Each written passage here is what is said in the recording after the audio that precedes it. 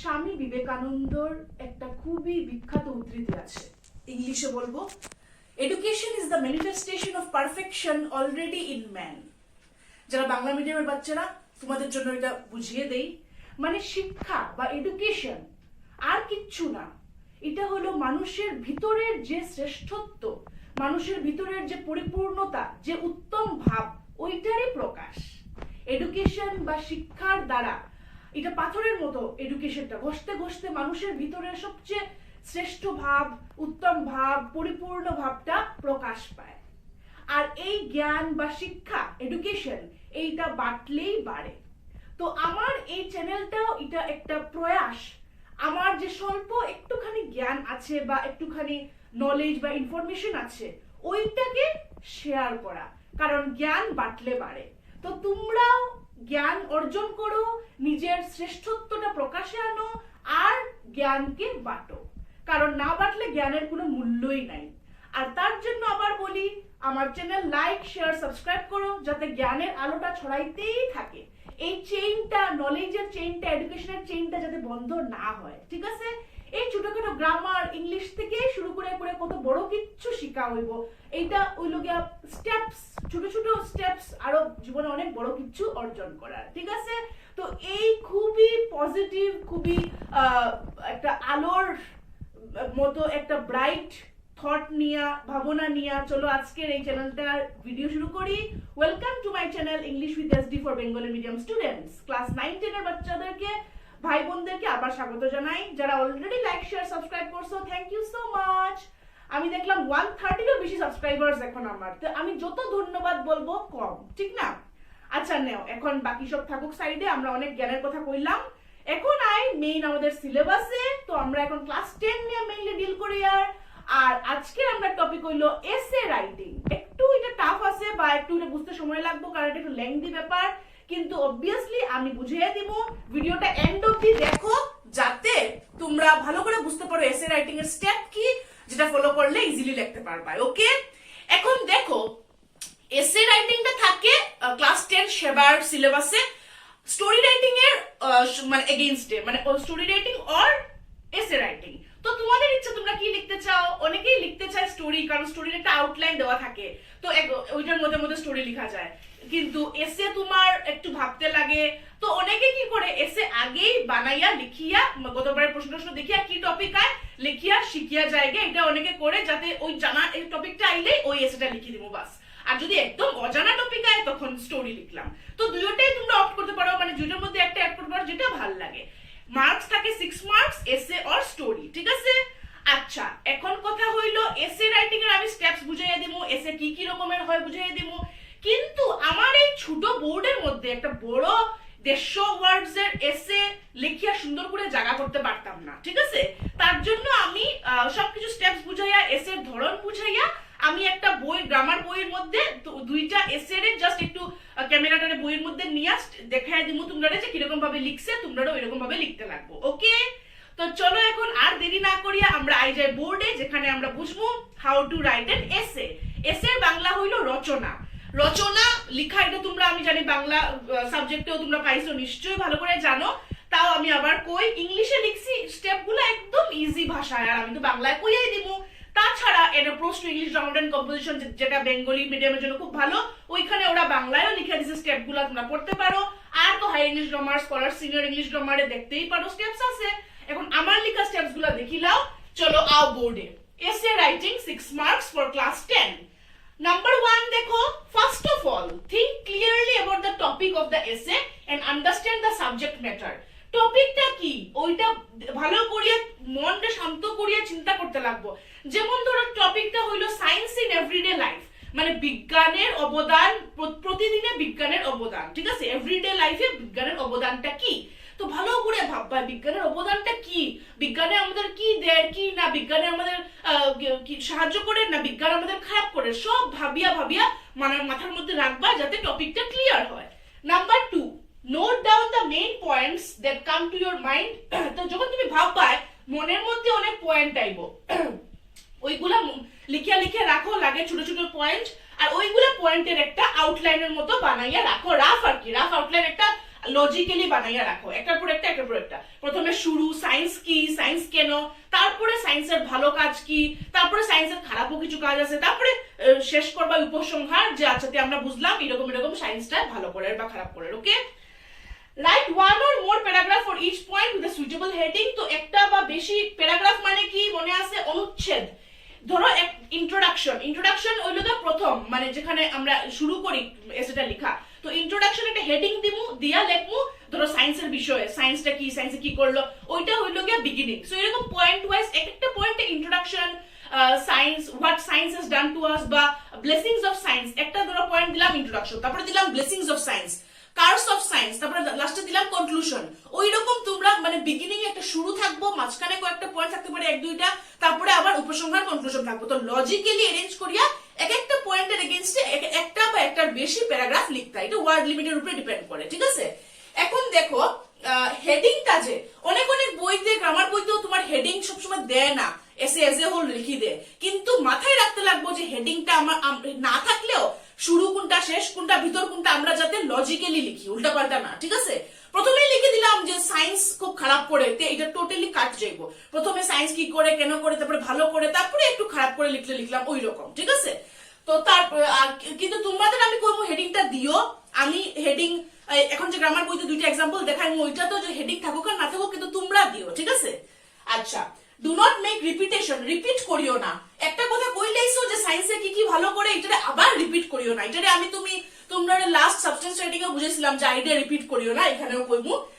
In the conclusion মানে উপসংহার। এখানে তুমি একটা, যেখানে শেষ করবা তুমি রচনাটারে, ব্রিফ একটা সারমর্ম একটা দিবাই আর কি, যে টোটাল পুরো এসেটাতে আমি কি কইলাম। আর এখানে নিজের পয়েন্টও দিতে পারো যে আমি ভাবি এরকম এরকম এরকম। যেমন ধরো এসেটা হলো ফিজিক্যাল এক্সারসাইজ নিয়ে, মানে ব্যায়াম করা নিয়ে।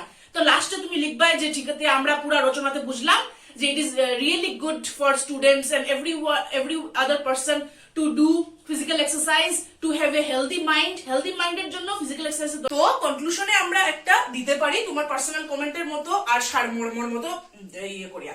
এখন নাম্বার 6 এ আও। এসেটারে লিখবা সহজ ভাষায় শুদ্ধ ইংলিশে, ঠিক আছে।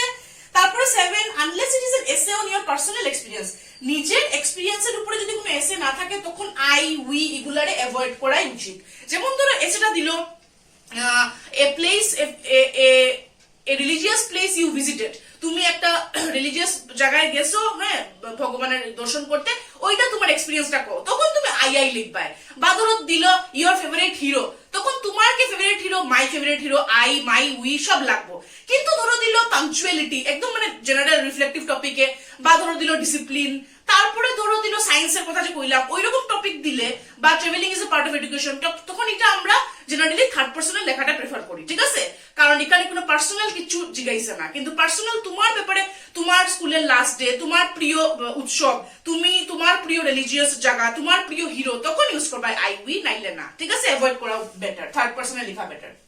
কোন কোন জায়গায় দরকার পড়ে আমরা একটা দুইটা কোট ব্যবহার করতে পারি, কোন একটা লেখকের লেখা কোট, ঠিক আছে। নাম্বার 8 দেখো, লাস্ট কিন্তু খুবই ইম্পর্টেন্ট পয়েন্ট, যে রিভাইজ করতে হয় এসেটারে। একটা এসে লেখার পরে পরীক্ষার খাতায় বা এমনি ঘরে লিখলেও সবসময় যেটা রিভাইজ মানে কি, রিভিশন, বারবার পড়তে হয়, মানে যে ঠিক আছে স্টেপ গুলো ঠিক আছে নি, আমার আইডিয়াস গুলো ঠিক মতো আইসে নি, এটা এসে খুব ইম্পর্টেন্ট, মনে রাখবা, ঠিক আছে, রিভাইজ করা। আর লাস্ট একটা দেখিলা ওয়ার্ড লিমিট এমনিতে ভেরি করে, কিন্তু তোমাদের ক্লাসের জন্য ওয়ার্ড লিমিট দেওয়া 150 ওয়ার্ডস, ঠিক আছে, 150 ওয়ার্ডস দেওয়া। তো ওই 150 ওয়ার্ডের ভিতরে তোমরা পড়তে হয়। তে ওই আমি বুঝাইলাম পয়েন্ট গুলো। এখন আমি তোমরা একটু কইমু যে কি কি রকমের এসে আছে, 3 রকমের, তারপরে মেইন ইয়েতে যাইমু। তো তার আগে তোমরা একটু ভালো করে বোর্ডটা একটা সময় দেখিলাও, পজ করিয়া পয়েন্টস গুলো পড়তে পারো। আর আমার সব পয়েন্টস হয়তো তোমরা ইনাফ নাও হইতে পারে, তো এর লেগে তোমরা গ্রামার বই নিশ্চয়ই কনসাল্ট করিও, approach to higher English grammar যে বই ভালো লাগে। আর এখানে আমি মেইন কয়েকটা লিখিয়ে দিছি, বোর্ডে তো সব লেখা সম্ভব না, ঠিক আছে। এখন চলো দেখি কয় রকমের এসে আছে, ঠিক আছে। তো এটা অত রকম টকম জানা তোমরা না জানলেও হয়, ডাইরেক্টলি লিখতে পারো। তাও আমি ভাবলাম যখন জানতে তো জ্ঞানটা ভালো করে প্রাপ্তি করো, ঠিক কি না।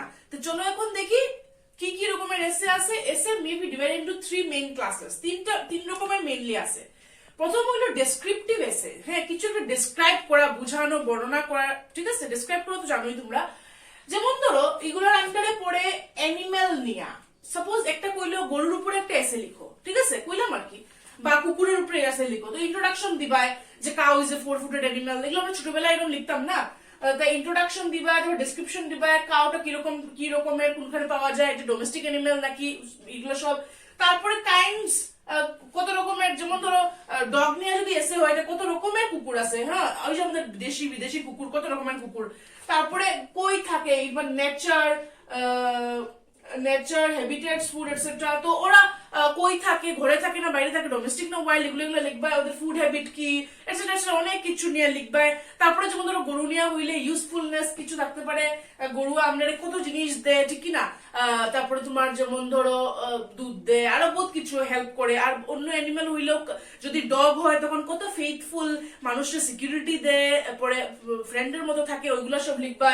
তারপরে কনক্লুশন একটা দিবাই যে মানে এজ এ হোল, যে তো আমরা দেখলাম cow is a very useful animal and it is also easily available everywhere and very beneficial for mankind, ওরকম লিখলা আর কি, কই আর কি এমনিতেই রাফ।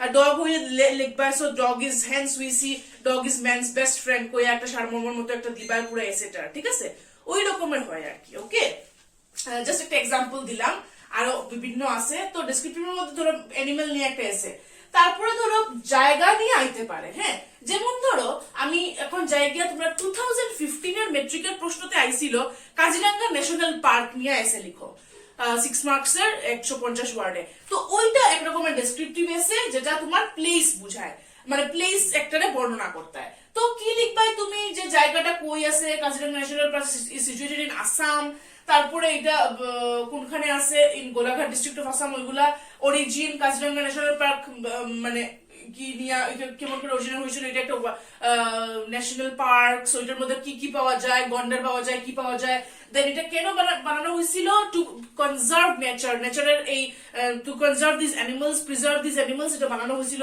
জিওগ্রাফিক্যাল ফ্যাক্ট এটার ব্যাপারে লিখবাই। তারপরে ওই জায়গায় যেমন ধরো কাজিরাঙ্গা ন্যাশনাল পার্কে তো পশুরাই আছে মেইনলি, ওগুলা লিখবাই। One horn rhinoceros, it is rare, it is found there. তারপরে ন্যাচারাল রিসোর্সেস, এই যে আমি কইলাম ট্রেড কমার্স, কিছু কিছু অন্য কোনো জায়গা হইলে, যেমন ধরো আরো কোন ধরো অরুণাচল প্রদেশ নিয়ে একটা লিখতে দিল, তখন লিখবা যে কত ন্যাচারাল রিসোর্সেস ভর্তি, ওইরকম করে। ধরো ডিগবয় নিয়ে লিখতে দিল, write an essay on Digboi oil refinery, এমনি কইয়ার আর কি। তখন তোমরা যেমন এরকম লিখবা যে অয়েল রিফাইনারিতে অনেক রিচ সোর্স অফ অয়েল, এগুলো এগুলো লিখবা আর কি, যে জায়গা দে অ্যাকর্ডিংলি। ধরো তাজমহল নিয়ে লিখতে দিল, তখন ওইটা একটা লিখবা, বা আগ্রা নিয়ে লিখতে দিল। তো এরকম বিভিন্ন বিভিন্ন জায়গা নিয়ে লিখতে দিতে পারে, ঠিক আছে, কোনো একটা তীর্থস্থান নিয়ে লিখতে দিল। তো ওইগুলারে তোমরা ডেসক্রাইব কিরকম করে কইবা, আমি একটা কইয়া দিলাম আর কি। তারপরে কনক্লুশন দিবাই, suppose Kaziranga national park, conclusion দিবাই যে এটা একটা খুবই ইম্পর্টেন্ট ন্যাশনাল পার্ক, এটা তোমার ওয়ার্ল্ডে পুরো রিকগনাইজড ফরেন টুরিস্ট চাই, ওইরকম করে কনক্লুশন দিবাই। আচ্ছা নাও, তো এখন দেখলাম ডেসক্রাইব করতে জায়গা, ডেসক্রাইব করতে পশু, কিরকম এসে লিখবাই। তারপরে আমরা দেখি এরকম আইতে পারে ন্যাচারাল ফেনোমেনা, মানে যেমন ধরো ফ্লাড, আর্থকুয়েক, ওইগুলা কিছু নিয়ে ডেসক্রাইব করতে হয়। ধরো ফ্লাডস ইন আসাম, এটাও কিন্তু একটা মানে ইম্পর্টেন্ট টপিক এসের জন্য। তো কি লিখবা, যে ফ্লাড কি হয়, কেন হয়, তারপর ডেসক্রাইব করবা যে ফ্লাডের কজ কি হয়, আসামে নদীগুলো ওভারফ্লো করে, excess rainfall, this are the causes, এরকম একটা হেডিং দিবা। এফেক্ট কি হয়, many people are removed from their houses, they have to take shelter and as refugees in colleges, schools, the poor people. তারপরে যেমন ধরো লিখলা যে how it affects their livelihood, ওইগুলো বিভিন্ন জিনিস আর কি। দেন এত কষ্টের ফলে কি হয়, many of their harvest is destroyed। তারপর রিলিফ মেজার কি হয়, ওই যে গভর্নমেন্টের রিলিফ মেজার দেয়, তারপরে বিভিন্ন অ্যাসোসিয়েশন রিলিফ মেজার দেয়। দেন প্রিভেন্টিভ মেজার্স, ফ্লাড প্রিভেন্ট করার জন্য কি কি করা যায় লিখলায়। তারপরে কনক্লুশন একটা দিলায় এজ এ হোল, ওই রকম করিয়া ন্যাচারাল ফেনোমেনা। ফ্লাডের জায়গায় আর্থকুয়েক হতে পারে, সাইক্লোন হতে পারে, অনেক কিছু, আমি একটা জাস্ট এক্সাম্পল দিলাম। তো এটা ডেসক্রিপটিভ এসেজ। এখন যাই নেগেটিভ এসেজে। নেগেটিভ এসেজে সাধারণত আমরা মানে কিছু একটা, যেমন ধরো স্টোরি, এটা নেরেট করি, মানে একটা বর্ণনা করি স্টোরি একটারে, বা ধরো আমার কোনো পার্সোনাল এক্সপিরিয়েন্স বর্ণনা করি, বা কোনো একটা ইভেন্ট হয়েছে, ইভেন্ট মানে কি তোমার কোনো একটা প্রোগ্রাম হয়েছে, ওইটার বর্ণনা করি, ওইগুলো নেগেটিভ এসেজ, ঠিক আছে। যেমন ধরো লাইফ অফ এ পার্সন আইতে পারে, হ্যাঁ ধরো কইলো write an essay on Mahatma Gandhi. তো এটা তুমি মহাত্মা গান্ধীর কই জন্ম হয়েছিল, আর্লি লাইফ, কি কি পড়াশোনা করছিলেন, তাই ব্যারিস্টার আসছিল, ল পড়াশোনা করছিল, তারপরে এডুকেশন ক্যারিয়ার, ফরেনে গিয়েও পড়ছিল, এগুলো আফ্রিকাতে গিয়ে অনেক কিছু মানুষের হেল্প করছিল। তারপর ইন্ডিয়াতে আইয়া তো of course service to mankind society এগুলো সব লিখবাই, তারপরে ওনার ডেথ কিরকম ভাবে হয়েছিল, ওই যে হি ওয়াজ কিলড, হি ওয়াজ মার্ডার্ড, ওইগুলা, তারপরে জেনারেল রিমার্কস দিবাই যে হি ওয়াজ মানে he is a very important figure, he was the father of nation, এরকম করে সুন্দর করে লিখবা। জাস্ট একটা এক্সাম্পল দিলাম, এটা ওনার জায়গায় যে কোনো কেউরই লাইফ নিয়ে লিখতে পারো, বা তোমার এরকম দিতে পারে ইয়োর ফেভারিট হিরো, ঠিক আছে? তো তোমার ফেভারিট হিরো, যেমন ধরো তোমার ফেভারিট হিরো কেউ কেউ নাম লিখলে, ধরো নেতাজি সুভাষচন্দ্র বসু, তো উনার বিষয় সুন্দর করে লিখবা, উনি কি করছেন দেশের জন্য, উনার এডুকেশন কই, কি কই, তারপরে উনার কেমন করে মারা গেলেন লিখে একটা সুন্দর করে কনক্লুশন দিবা, ঠিক আছে? আর ওইগুলোর সাথে একটু লিখবা যে why he is your favorite, so what he so কি কি ভালো কাজ he did for society, that's why he is your favorite, ওইরকম আর কি। আরেক রকমের নেগেটিভ এসে দেখো কোন একটা ইভেন্ট বুঝাইতে, হ্যাঁ, যেমন ধরো তোমার your first day at school, your last day at school, এটা একটা প্রশ্ন আইছিল 2018 এ, হ্যাঁ, your last day at school, ওটা নিয়ে এসে লিখতে হয়। তো লাস্ট ডে স্কুলে কি কি হইলো, টাইম প্লেস, কবে হইলো, কখন হইলো, description of how it took place, হ্যাঁ, তো ওইগুলো লিখলে, তারপরে এফেক্টস এন্ড কনক্লুশন, তারপরে লাস্ট ডে তে কি কি প্রবলেম হইলো, আমি জাস্ট একটা এক্সাম্পল দিলাম, কনক্লুশন দিলাই। আর যেমন ধরো সাপোজ ইভেন্ট কইতে মনে হইলো, যেমন ধরো দিল রাইট এন এসে অন কুম্ভ মেলা, তো কুম্ভ মেলা কই হয়, কবে হয়, কেন হয়, কি কি হয়, ইভেন্টস ওইরকম ভাবে ডেসক্রাইব করলাম, ঠিক আছে? একটা এক্সাম্পল আর কি। তো এই যে your last day at school, এটা আমরা এক্সাম্পলও দেখবো, আমি ওই গ্রামার বইয়ে তোমরা দেখাইমু এই এসেটা কিরকম লিখতে পারো। তো এফেক্টস লিখবা, কনক্লুশন দিবা, ফাইন। আর নেক্সট আইলো গিয়া তোমার রিফ্লেক্টিভ এসেস। তো রিফ্লেক্টিভ এসেস গুলো কোনো একটা ফিলোসফিক্যাল, মানে কোনো একটা চিন্তা ধারণা নিয়ে, কোনো একটা বিষয়ে, মানে যেমন ধরো ডিসিপ্লিন নিয়ে, তারপরে ধরো পাংচুয়ালিটি, সময়ানুবর্তিতা, নিয়মানুবর্তিতা, ওইগুলা নিয়ে এসে হইলে এগুলো হলো রিফ্লেক্টিভ এসেস। এটা ইন্ট্রোডাকশন দিবা যে পাংচুয়ালিটি মানে কি, পাংচুয়ালিটি মানে সময়ানুবর্তিতা, সময়ের কাজ সময়ে করা, এরকম একটা ইন্ট্রোডাকশন। তারপরে সময়ের কাজ সময়ে করলে কি ভালো হয়, how and when it is practised, কোন সময় এটা প্র্যাকটিস করা উচিত, এটা ছাত্ররাও প্র্যাকটিস করা উচিত, এটা যারা চাকরি করে ওদেরও প্র্যাকটিস করা উচিত, এটা সবার প্র্যাকটিস করা উচিত, কারণ এটা হলে জীবনে সাফল্য লাভ করা যায়। ওইগুলো লিখবা, you have to write this. তো ইম্পর্টেন্সটা লিখবাই যে জীবনে সময়ানুবর্তিতার কত রোল, কারণ সময় মতো চললে নিজের জীবনেও বেশি কাজ করা যায়, বেশি পরিশ্রম করা যায়, বেশি লাভ পাওয়া যায়, সময় মতো চললে সোসাইটিতেও সেম কন্ট্রিবিউট করা যায়, ঠিক কিনা? ওইগুলো লিখে তারপরে কনক্লুশন লিখবাই, so that is why we all should be punctual in every sphere, ওইরকম করে করে লিখবাই, কারণ এটার বেনিফিটস ভালো। তো এরকম পাংচুয়ালিটি, ডিসিপ্লিন, ওইরকম বিভিন্ন বিভিন্ন টপিক আছে, অনেক সময় ধরো ফ্রেন্ডশিপ ওইগুলোর উপরেও থাকে। তো ওইরকম বিভিন্ন, মানে যেগুলো চিন্তা করে সুন্দর একটা টপিকের উপরে লিখতে হয়, ওইগুলো হইল রিফ্লেক্টিভ এসেস। আচ্ছা, এখন দেখো নেগেটিভ এসেস এর আন্ডারে আরেকটা টপিকও তুমি কনসিডার করতে পারো, এটা হইলো গিয়া জার্নির ব্যাপারে। যেমন ধরো কোনো একটা জার্নি ইরম দিল, write an essay on a journey to Sivasagar বা ইয়োর ভিজিট টু শিবসাগর। তো তুমি লিখবা সুন্দর করে কেন গেছিলে শিবসাগর, কি আছে ওইখানে, তুমি কি কি দেখলাই, ভালো ভালো মন্দির, সব temples, tanks and all those things, তো এগুলো এনজয় করছো, তারপরে জার্নিটা খুব ভালো কাটলো, ট্রেনে গেছো না বাসে গেছো, সব লিখে শেষমেশ কনক্লুশন করবা, ঠিক আছে? তো ওইটা আমি এখানে লেখছি না, জায়গাও আসিল না, আর আমি ভাবলাম কই দিমু যে জার্নি নিয়ে হয় লাইফ অফ পার্সন বা ইভেন্ট ছাড়াও, আর ডিসক্রিপটিভে দেখলাই, রিফ্লেক্টিভে দেখলাই। আমি এখন শর্মু একবার বোর্ডটা দেখি লাইও। তার আগে একটা কথা কইলাই যে এখন আমি যেহেতু আগেও কইছি যে বোর্ডে লেখা দেওয়া এসেগুলো সম্ভব না, জায়গাও হইব না, বুঝতেও না, তোমরা কিচিমিচি লাগবো। তার জন্য আমি একটা গ্রামার বুকে এখন ফোকাস করিয়া পাংচুয়ালিটি আর ইয়োর লাস্ট ডে এট স্কুলটা দেখাইমু। পাংচুয়ালিটি আসছিল 2019 এর মেট্রিকের প্রশ্নতে, আর your last day at school আসছিল 2018 এর মেট্রিকের প্রশ্নতে, ঠিক আছে? সব এসে তো দেখানো সম্ভব না, কিন্তু এই দুইটা দেখাইমু। পাংচুয়ালিটিটা পড়ে রিফ্লেক্টিভ এসেস এর আন্ডারে, আর ইয়োর লাস্ট ডে এট স্কুলটা পড়ে নেগেটিভ এসেস এর আন্ডারে, ঠিক আছে? আর তাছাড়া তোমার 2015 এ আইছিল, আমি এমনি কইলাই কাজিরাঙ্গা ন্যাশনাল পার্কের উপরে লিখতে হয়, তারপরে এ জার্নি বাই বাস, এটাও তোমার ওই নেগেটিভ এসেস এর আন্ডারে পড়ে। 16 এ আইছিল the festival you like most, যেমন ধরো দুর্গাপূজা নিয়ে লিখলায় বা বিহু নিয়ে লিখলায়, festival you like most. Television as a source of knowledge, এগুলো তোমরা নিজে দেখিও। 2017 এ আইছিল সায়েন্স ইন এভরিডে লাইফ, তো আমি এগুলো সবই একটু মেনশন করছি। Science in everyday life, your school library আইছিল 2017 এ। 18 এ আইছিল কইলাম যেটা your last day at school, আর আইছিল বেনিফিটস অফ ফিজিক্যাল এক্সারসাইজ। 19 এ আইছিল পাংচুয়ালিটি আর the festival you like most, এটাও আইছিল। আবার আর আইছিল your favourite hero in history, যেটা কইলাম ফেভারিট হিরো। আর 2020 মানে এই বছর আইছিল science in everyday life, travelling is a part of education. তো আমরা দেখলাম সায়েন্স ইন এভরিডে লাইফ আর your favorite festival, the festival you like most, যেটা রিপিট করছে কয়েকবার। আর তাছাড়া travelling is a part of এডুকেশনটা ইম্পর্টেন্ট। আর তোমার যেগুলো যেগুলো কইলাম আমি, ইয়োর স্কুল লাইব্রেরি বা ইয়োর লাস্ট ডে স্কুল, এগুলো কিন্তু আয়, ঠিক আছে। আর পাংচুয়ালিটিটা দেখাইমো, কারণ ওইটার মধ্যে তোমরা ডিসিপ্লিনও লিখতে পারো, ডিসিপ্লিনও ইম্পর্টেন্ট এটা স্টুডেন্টের লাইফের জন্য, তো এইটাও প্রশ্নতে দেয়। তো আমি জাস্ট একটা কইয়া রাখলাম কি কি প্রশ্ন আইছে গত 5 বছরে তোমাদের জানার জন্য, ওইগুলো তোমরা প্রিপেয়ার করিও। আর আমি জাস্ট দুইটা মানে দেখাইয়া দিমু কিরকম লিখছে গ্রামার বইতে।